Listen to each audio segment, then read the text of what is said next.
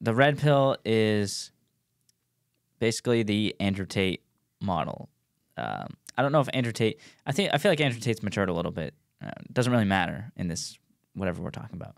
But basically, the people who praise Andrew Tate care only about money, women, success, well, financial success, and they use that to find fulfillment. And I think it's pushing back against the demasculinization of men.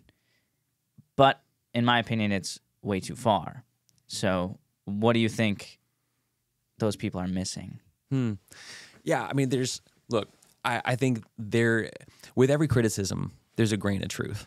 So when people are pointing out toxic masculinity, when they use that language, they are referring to some situations where masculinity is abusing certain situations. Let's be honest about that, right?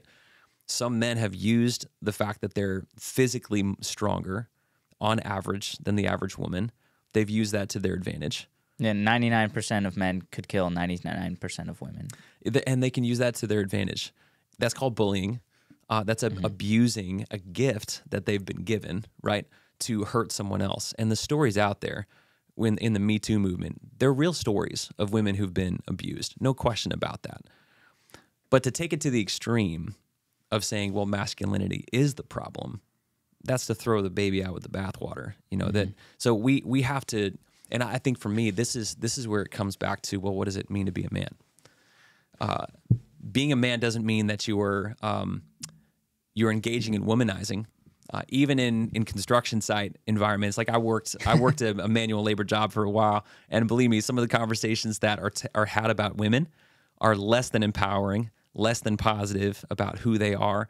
And you know, if we are trying to protect masculinity by dominating women in our conversations about them, then shame on us. And right back at the women. Like if they think that they have to survive somehow or flourish at the detriment of men, shame on them. I mean, we were designed to empower each other, to be our authentic gender in this one, but rise to the occasion and serve each other with the unique strengths and gifts that we have.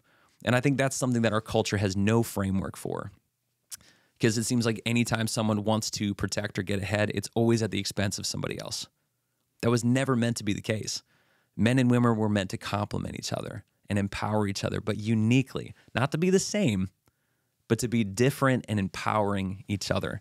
And I think that's a massive missing thing in our world today. Thank you for watching. If you enjoyed this clip, I'd highly recommend watching the full episode right over there. And if you never want to miss an off-campus podcast episode, I'd consider subscribing so you never miss it. These episodes that I do, I put a lot of effort into, and they're jam-packed full of information and knowledge. So thank you for watching, and I'll see you next time.